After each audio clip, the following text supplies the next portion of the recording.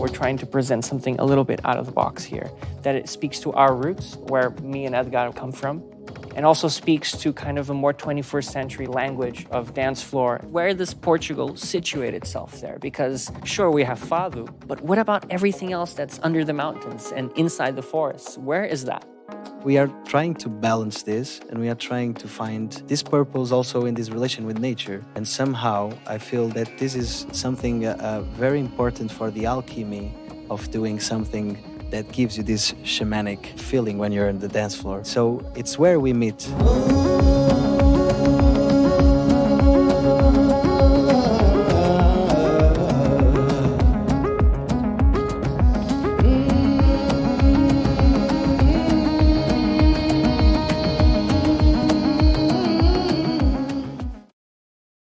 Hey everybody, I'm Derek Mazzoni. Welcome to Sama, Seattle Sacred Music and Art. We just saw a beautiful band called Bandua that blew our minds. Thanks for being here. What's the band? What are you doing? Tell me the story about this beautiful thing that you created. Should I start or should you want to start? So where to begin? Bandua originally started as an idea to bring a kind of, well, first off, I would say Portuguese language into let's say a mold of electronic music. So Portuguese sung music, where you're clearly hearing lyrics and there's a storyline behind it, and where the lyrics themselves and the content comes from a more ancient kind of origin. I would say that the idea or the first thought was, why don't we make something that is inherently Portuguese, but it's not what most foreigners would know, Because most people who don't come from Portugal would probably say, oh, in Portugal they make fado, or they do like very traditional, music like that. But this is something else. We're trying to present something a little bit out of the box here, that it speaks to our roots, where me and Edgar, where we come from, and also speaks to kind of a more 21st century language of dance floor and of, let's say, sounds that are more incorporated into what you would call maybe a club environment, let's say. This feels very much like it could be something that is definitely of Portugal, but you could hear it in clubs all over the world. It could work in that environment. Y'all are presenting music that can be interpreted by other cultures that have no idea about what you're singing about, that have no idea about the language and no idea about the history, but yet it can affect them. And was that the intention? I believe that when the music was being made and we were creating song by song, all these songs that you heard, they all come from our land in the region of Castelo Branco, Beira Baixa, where part of my family's from, where Edgar comes from. And the idea, well, when we were creating the music, the intention was we started building things very organically. And as time went by, we started to see that this music could definitely speak to a wider audience outside of the region that we're in, of the country that we're in, because of the little, or let's say, the different pieces that it's made up of, that it can be interpreted and it can be related to people all over the world. Yeah. I will be very honest with you, the intention came as we built the music. Okay. As we started to identify all these little gears and these little, let's say, triggers in the music that adhere to different types of audiences. The more club audience, the audience that's more interested in delving into the history of the music. Mm-hmm. Where does it come from? Or the audience who's, a local audience who hears the songs and says, oh, that's what my grandmother used to sing. Yeah. So it connects. There are all these little bridges that we were trying to do. And funny enough, Bandua was back in the day the name of our band. We named it after a deity this was a deity that used to be prayed to way before the Romans came around. They used to pray to this deity so it would tie people together. It would tie merchants together. It would tie people who wanted to meet. And I guess what we're trying to do here, like we were talking about the bridges, is to tie all these little pieces together. So speaking of bridges, we're here with Mike Steller, who has been a bridge to me to this culture and this music. He's been a great patron, shall I say, of this particular sound. He's living in Lisbon. He's forgotten more about Portuguese music than anybody's more likely to learn. And he has presented this complexity in different forms. And it feels like you are part of a scene which is evolving here. And I want to kind of go into that a little bit. Is there a interest in Portugal right now, a generational interest? Let's find where the roots are. And let's take those roots and turn them into something that speaks to me right now in the 21st century. Is that something that's going on, Mike? Yeah, I think finally we have passed the post-revolutionary phase where we can go forward in rediscovering our roots. I think the generation of Bernardo and Edgar are free of those ideological constraints that happened after the revolution in 1974 here in Portugal. So it's very interesting to see a new generation free of this. I wouldn't call shame, but a kind of fear to go into our origins.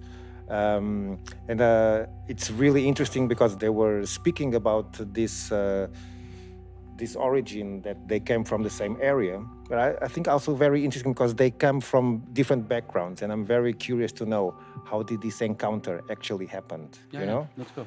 Well, my name is Edgar Valente, and talking about backgrounds, well, I started since a child singing with a Fado Amador family, singing a lot, and then I went to the Conservatory of Music, like to play piano, and then later on start creating my bands. I was sick of classical music, and I started creating.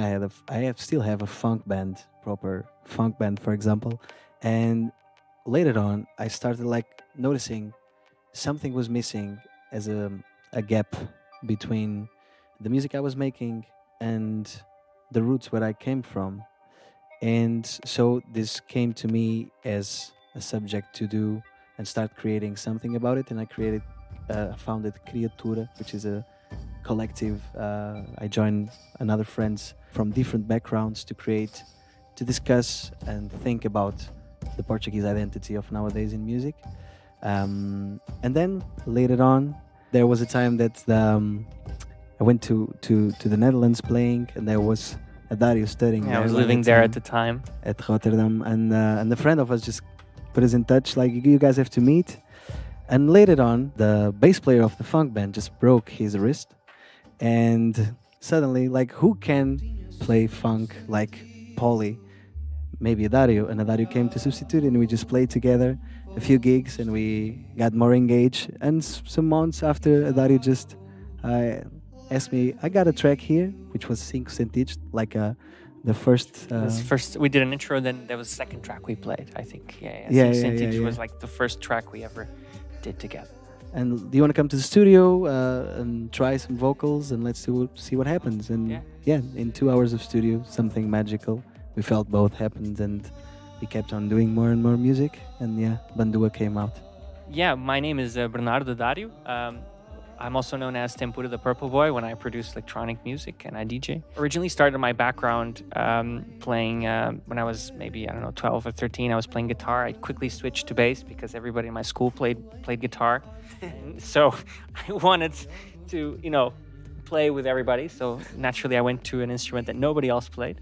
And then from then on, I quickly started to see that that was something I wanted to do. So I went to study bass guitar in a pop environment, in a jazz environment. And it was in the Netherlands when I was doing my jazz conservatory that Edgar got in touch with me for the first time. I think that was maybe 2014 or 15. It was a while ago. And then a couple of years passed, and finally, when I was here in Lisbon in 2018, that was when we played together, when Paulie broke his wrist and I substituted. And finally, in 2019, that's when I called on Edgar to... I told him, hey, I have this track here which I composed. I had it in the chest already for quite a while. I know, just a real basic structure. And then, I showed him some lyrics that I had found online. And because when Edgar said, something that was missing, I really consciously thought when I was living at the time in Brazil in 2017, and I started DJing, I started picking up a lot of tracks that were more adherent to this down tempo, 80, 100 BPM vibe. I started to notice that within this realm of music, there really wasn't any Portuguese sung music. So you couldn't go to a club in Berlin and listen to somebody sing in Portuguese and dance at 4 a.m. at 100 BPMs. So this was something that I noticed. I don't know if I didn't dig enough. I know that there's the greatest digger right here next to us, so maybe he can tell me if I'm wrong. But that was kind of the spark that told me, like, hey, there's something missing here. So, fast forward a couple of years, and I called on Edgar and like, hey, there's a track, let's do it. So we just went in the studio and we put it together. Interesting. So you came at it from a need in club culture. Yeah. It's like, hey, because most of the time it comes from the other way. Somebody's coming in from the village per se, the metaphysical village, Yeah. and then finds club culture, electronic music, and creates this opportunity for people to have like a transcendent experience. And you see this sometimes in clubs. Something comes on and people are moved in a really interesting way. Absolutely. And I saw this a lot. I really noticed that within this realm of slower music, where you could really listen to the vocals, where there was a kind of involvement, a kind of energetical, shamanic involvement, if you will, where does Portugal situate itself there? Because sure, we have Fado, but what about everything else that's under the mountains and inside the forests? Where is that?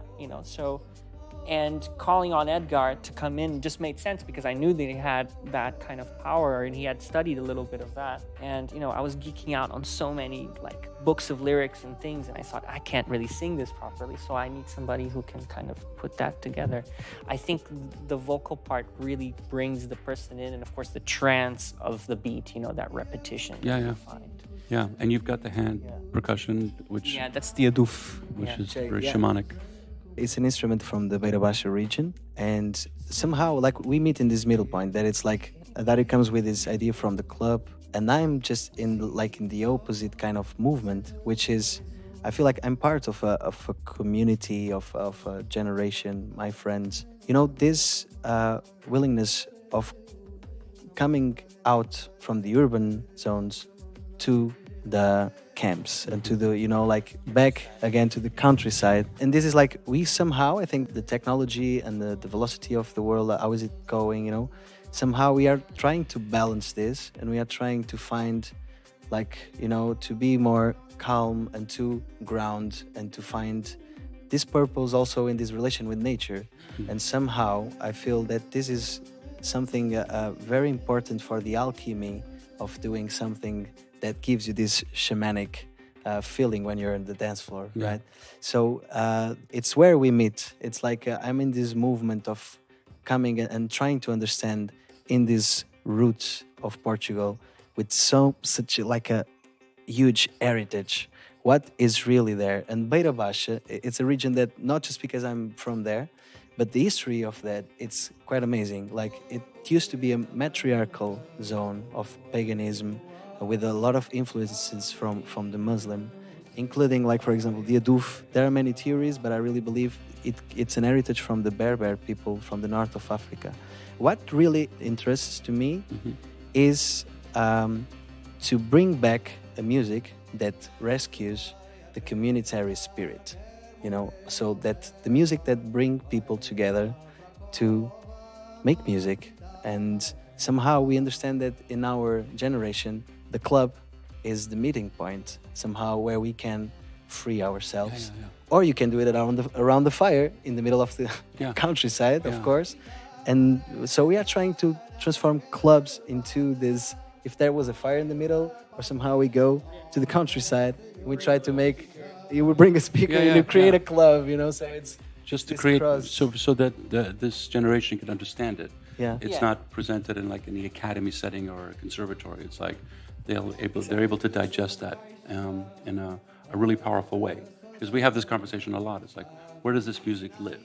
Often, it's like, okay, it lives in an obscure conservatory or a festival, or it lives trapped in amber, like it needs to be the way it was 1,000 years ago, and it can't be diluted, which is stupid. No offense, it's just how I feel. But let's talk about that for a second, because this is an ancient sound of Portugal. Portugal or Lisbon and other places in this region are very complex. You've got this colonial history, you have a diaspora from Mozambique, Angola, Cape Verde that are living here right now. You're part of the EU, you're part of a very ancient and historical and a complicated part of the world. And you have this colonial history, and a generation is here, a new generation that is looking maybe to find itself in Portugal.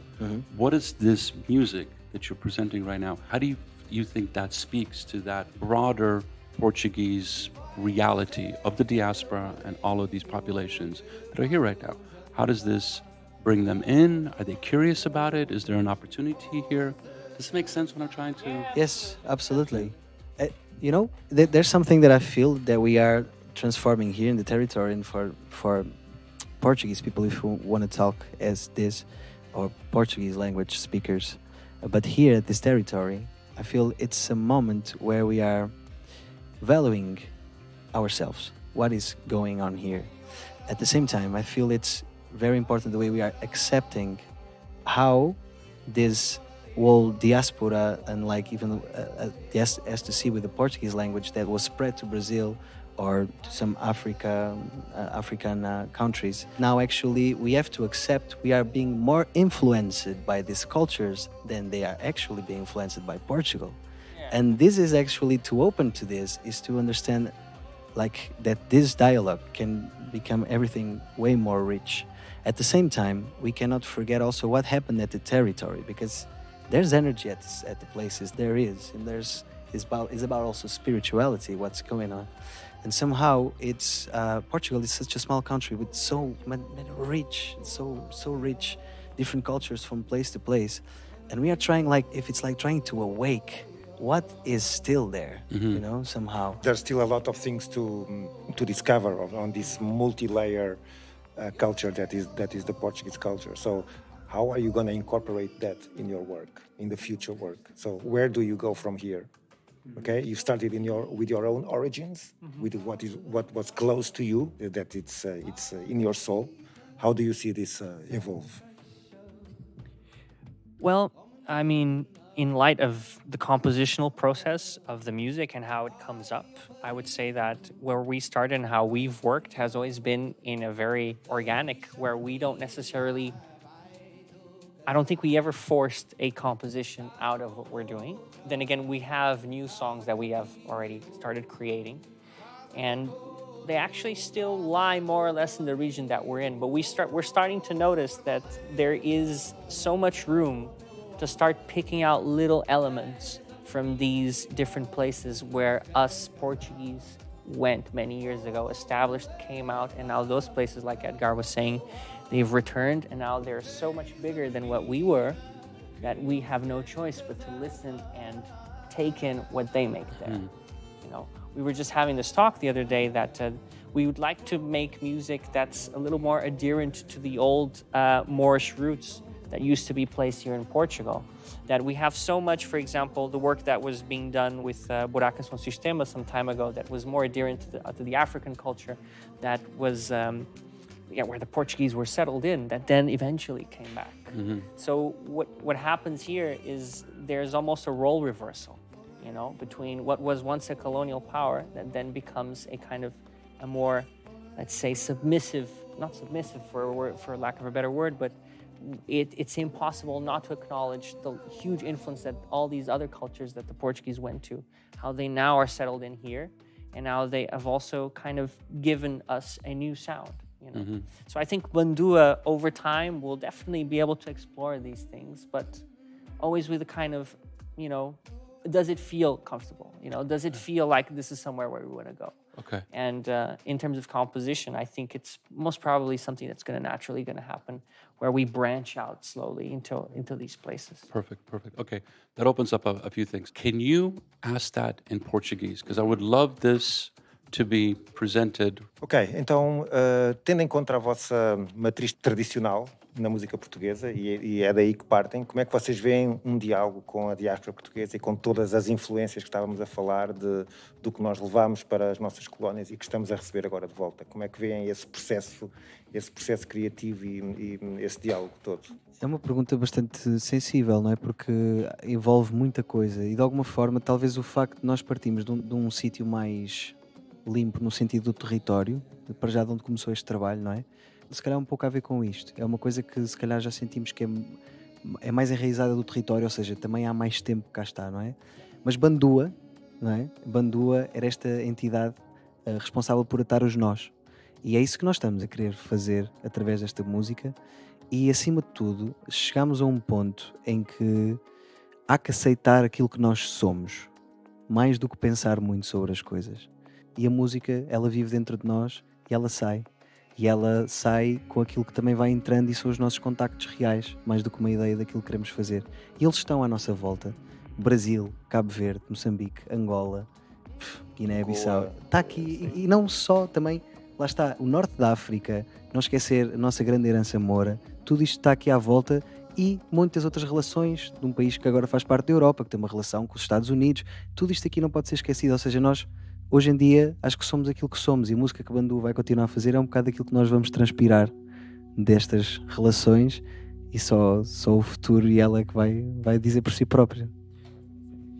Eu diria, assim, só para completar, que a proposta de Bandua, na verdade, é uma proposta musical de um novo Portugal, não é? De uma geração que já leu todos os livros de história, que já passou por tudo e mais alguma coisa, mas que agora se vive num âmbito onde está a beber tudo de fora e está também a receber todas essas diásporas que estão aqui de fora, porque a porta está aberta e nós também convidamos as pessoas a virem a atravessar esta porta de Bandua.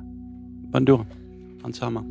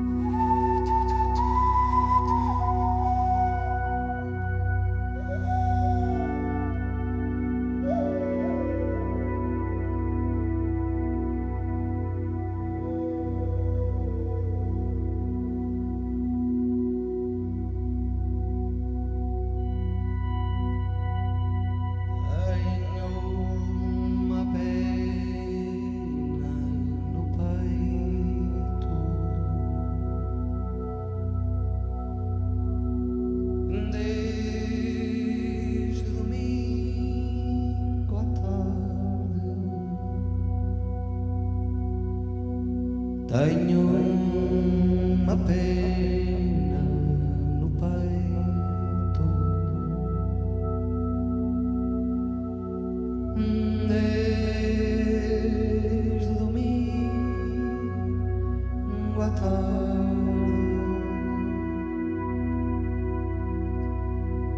todas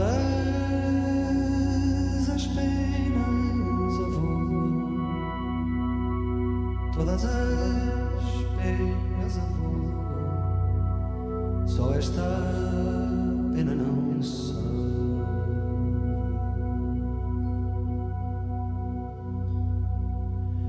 Todas as penas a voo, todas as penas a voo, só esta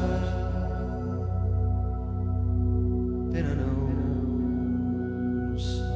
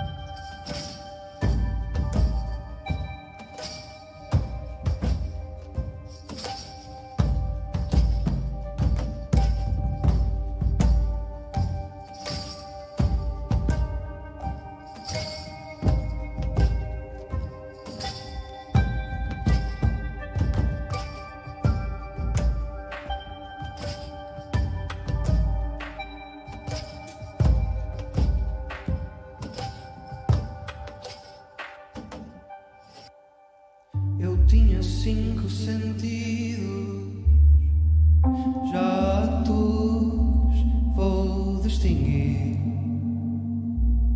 e já os levo perdidos. Escutamos se queres ouvir. Se me quedeo, eu não sei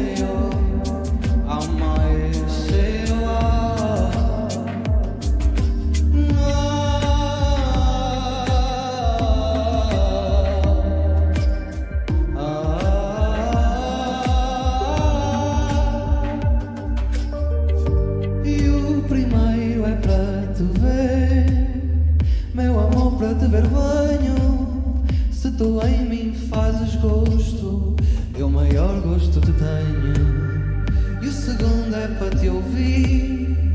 Quero saber novas tuas. Trago-te no pensamento, passeando pela rua.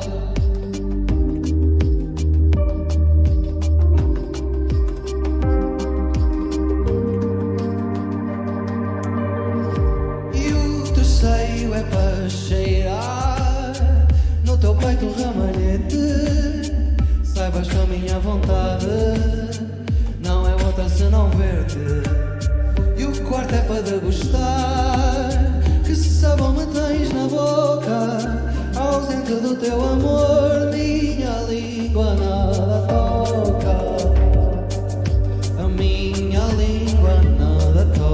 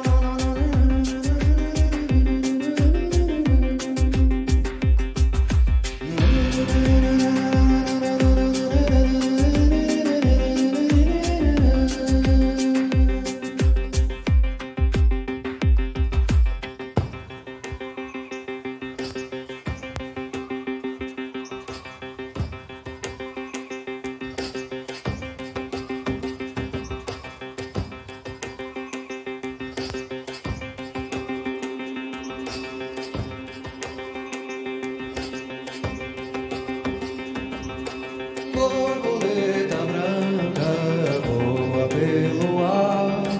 A menina não se vai a pré-casar.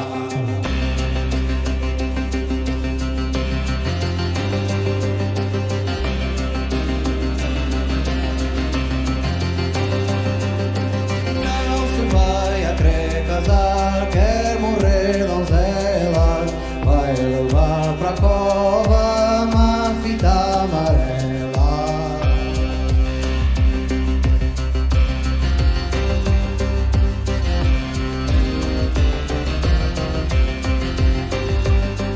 E uma fita amarela não quer levar não.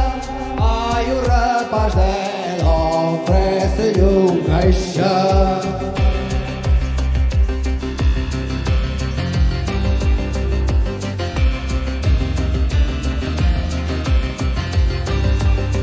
Oferece-lhe um caixão para esta sua dama. A menina ainda há de fazer a cama.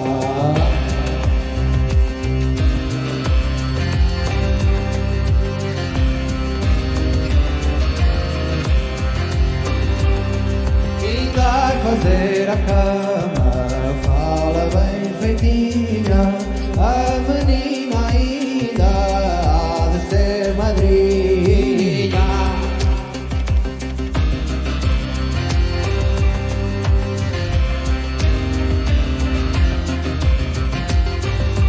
Ainda há de ser madrinha, a levar raminho. O menino vai a ser o seu padrinho.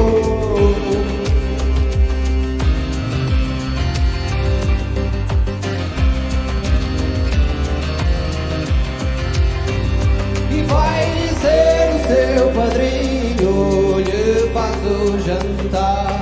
Estão os noivos prontos, podem se casar.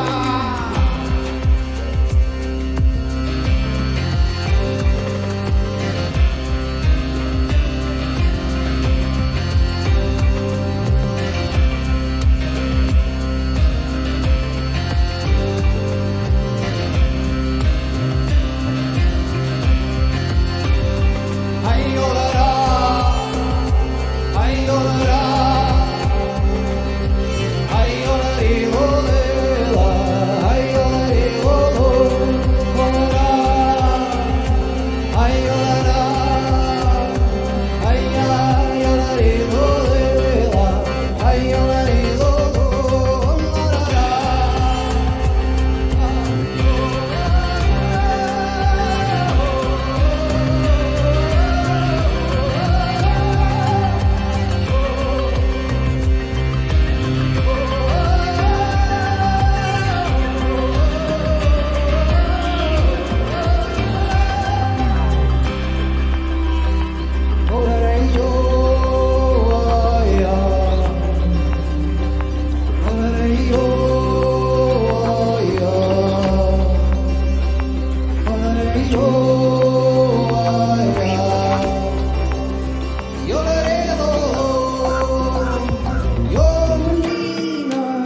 Se não queres te casar, deixa o raminho tá a levantar.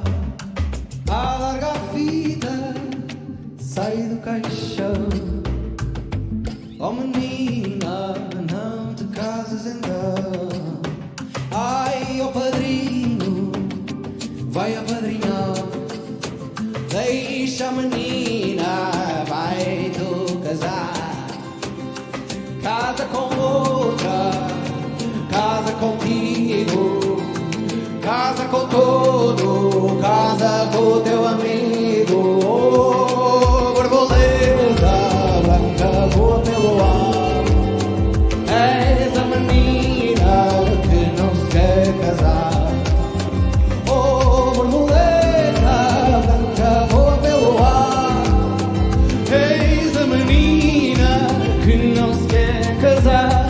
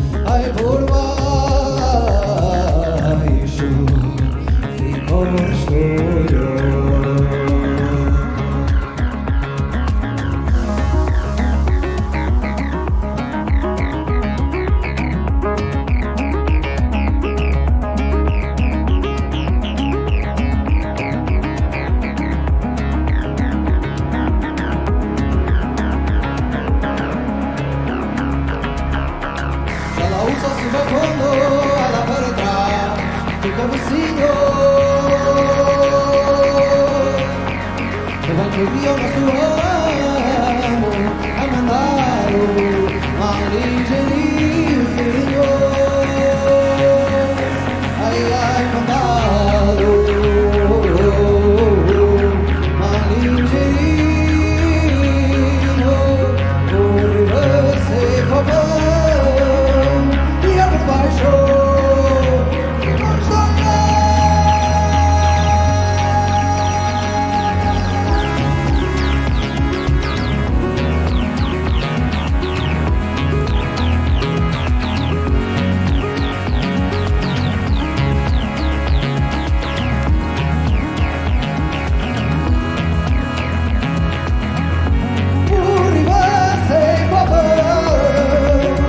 por baixo.